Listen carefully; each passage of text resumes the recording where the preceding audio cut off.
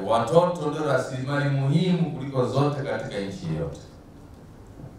Na ni hivyo kwa sababu leo ya nchi hiyo au jamii na kesho yake inategemeana na watoto. Na inategemea tunawalea watoto namna gani. Hivyo hivyo katika familia. Wengi hapa nikiangalia hapa, wengi hapa ni watu wazima. Ni baba, mama. Kama sio baba sio utakuwa mjomba, shangazi. Tuna watoto. Na kwenye familia zetu sio ile nuclear wanasema wazungu, baba mama na watoto tu. Hata mtoto wa dada yangu, wa kaka yangu ni mtoto wangu. Si ndio? Kwa tunajua kabisa sehemu nzuri muhimu ya kuwalea watoto ni kwenye familia. Na kesho na leo ya familia inategemea tunawalea watoto. Si ndio? Mkiwalea ovyo ovyo, hiyo jamii itakwenda ovyo ovyo.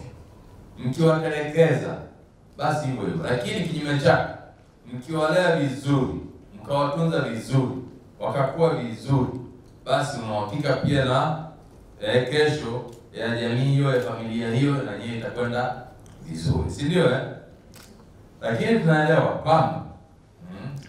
kwamba baadhi ya watoto wao yanatokea mazingira wanakosa bahati ya kulelewa katika familia kama tunavyojua ile familia ya asili ya baba, mama, watoto na ndugu wale wa damu.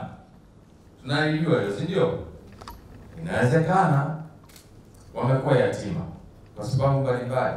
Mwenyezi Mungu anawachukua hao wazazi wake, watoto wanakuwa yatima.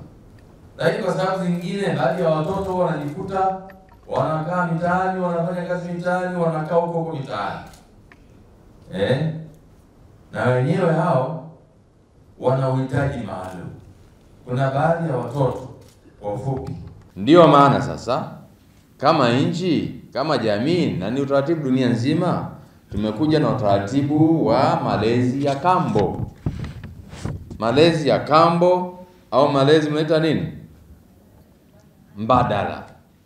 Kwa malezi kwa sababu tunakubaliana kwamba mtoto yeyote kokote alipo, hata kama imetokea changamoto hizo, labda amekosa wazazi au kuna sababu nyingine yote amejikuta kwenye mazingira magumu, wote wanahitaji kulelewa vizuri.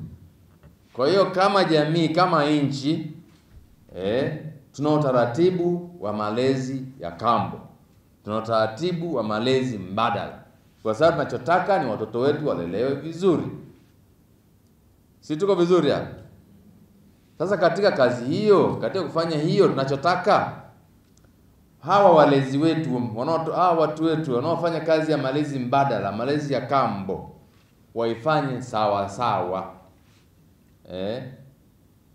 Kwenye jamii yetu wakati mwingine huwa tunasikia malalamiko ya baba na mama wa kambo. Nadhani hamjasio wageni na mambo hayo. Kuna picha kwamba mama wa kambo, baba wa kambo huwa wanawatesa si watoto. Bila shaka watakuwepo. Ukisikia malalamiko kwenye jamii watakuwepo wanaofanya hivyo. Na hakika wapo, kuna kesi wakati mwingine tunazikuta, tunaletewa. Lakini wengi wanafanya kazi vizuri. FM kutoka Tabata, Dar es Salaam.